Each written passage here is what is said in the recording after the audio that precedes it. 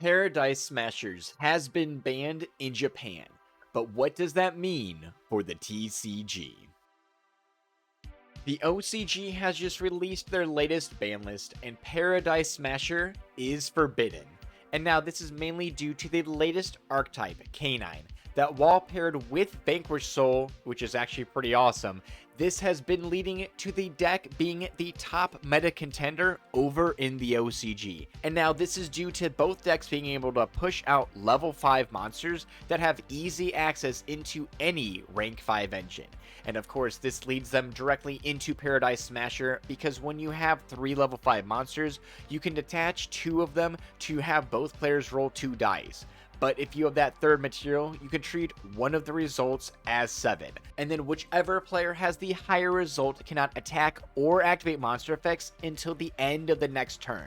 So essentially, this is 2 full turns of cutting your opponent off of anything monster related, which we have mentioned here previously on the channel is pretty busted and why we've been telling people to pick up Paradise Smashers for months on end. And now the price of this card has been reflecting the hype of it over in the OCG, even if it did just get banned. Because while we were discussing this card on the channel for $1 a piece, so do keep that in mind for the market watchers out there, it is $26 to $27 for a single copy if you want to pick them up, and they can go even higher. And now I want to say the risk to that price right now is obviously a reprint because it has only seen 1 copy from many years ago. But if it doesn't receive that copy, the price of this card is going to spike even higher. And now again, we could see them preemptively put cards in these sets that are reprints, keeping the prices under control. We know Konami has been at least attempting to do that a little bit, right? Just a little bit. So we could definitely see Paradise Smasher in that Justice Hunters as something like a super rare. We saw Ragnar come out with the Rise Eels as well as other rank 4 options. So it wouldn't surprise me if the all-important Paradise Smasher is in the Justice Hunters as a reprint. But I do want to note, with a ban list looming around the corner, and we did see it just get hit over in the OCG, I know we are actually pretty safe right now for at least some of the support that they're going to give out for the Yummies or the K9 support. But I do have to say, as a previous Fire Fist player, and that might be showing my age here, sometimes Konami is not favorable to the decks that get kind of released a little bit later than they should in the TCG. I remember Fire Fist 3-Axis just reigning supreme over in the OCG, contending with the decks even like Dragon Ruler, but in the TCG, we didn't have Rooster. And then when they finally released it over here, after all the time we waited, they hit Spirit on the list, essentially just shutting the deck down after a week or 2 of its existence in the TCG.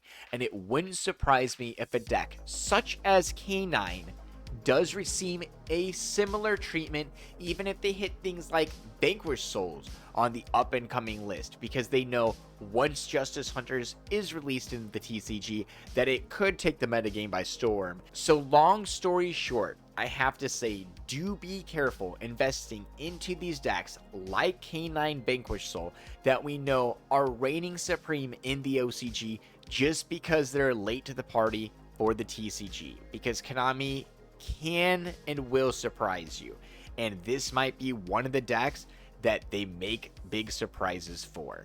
And now I cannot talk about Paradise Smasher without mentioning another K9 tech support that you need to be on the lookout for, especially if Paradise Smasher is on the chopping block at any point in time in the TCG. And the OCG players know about this card all too well, and that is Artifact Mjolnir.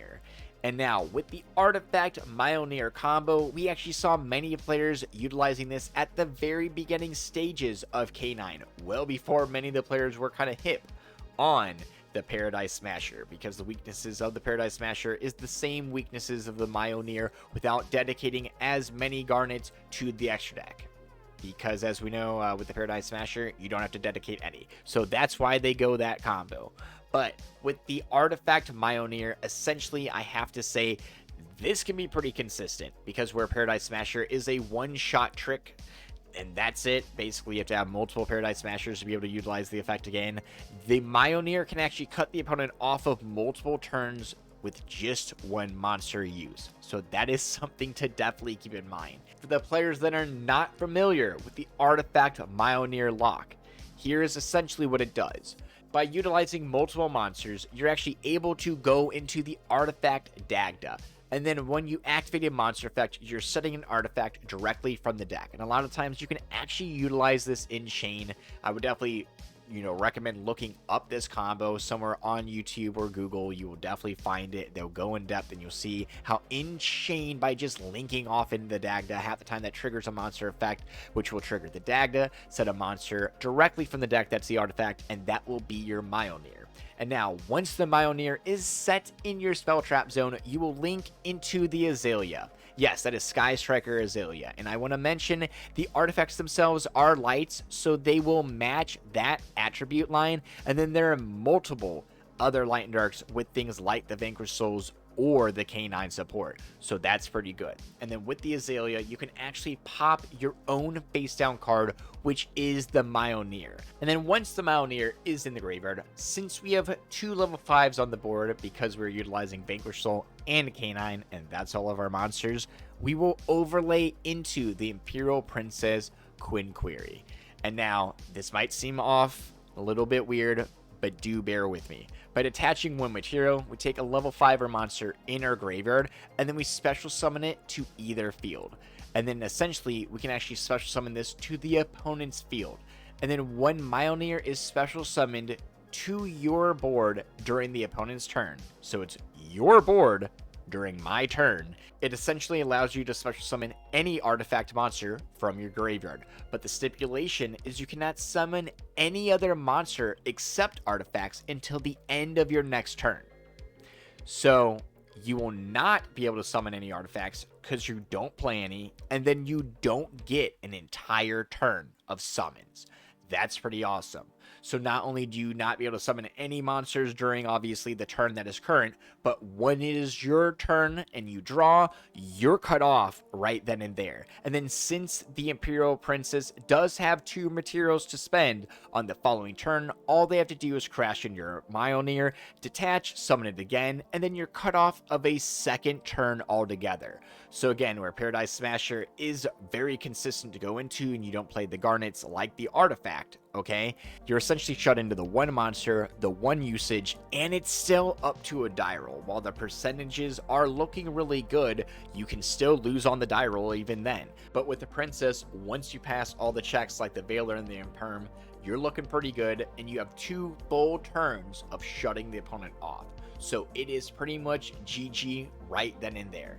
So to the players out there that are looking at things like Paradise Smashers because they want to play the deck of K9, you also have to look into things like the Artifact Mioneer lock because it is just too good and essentially resembles a very similar fashion of what the Paradise Smasher does. So to the players in the OCG, they're going to have to be getting used to this pretty soon because I guarantee you this is the direction some of those K9 decks will be looking. So again, I asked the K9 players out there, what are your thoughts on Paradise Smasher? Do you think this card is broken and deserves the ban like we saw in the OCG? Again, they hit things a lot because they don't want the players keeping on it. But in the TCG, we do play a little bit more differently. We like those nice, consistent decks. Yes, Paradise Smasher is amazing, but will you kind of bank your entire tournament on an effect failure hitting it or their dice roll still not going through? It's definitely something to think about. A lot of times the TCG, we adapt decks to be very, very consistent, just straightforward, combo off, and then whoever's going second is just on the very bad end of a full established board. And if you have to dedicate 3 monsters into a dice roll, it's really not looking the same. So I do ask the players out there their opinions of the price of Paradise Smashers, where you think it's going to go, and how hard are the K9s gonna hit the meta game. Because as we know in the OCG, Vanquished Soul K9 is insane. But in the TCG, will the Yummies take the cake? We will see. But again, if you're enjoying any of the content, smash that sub, like the video, and share it with your friends. And as always, check out the other content flashing up above. But most importantly, stay safe, have a good night, and suck it, nerds.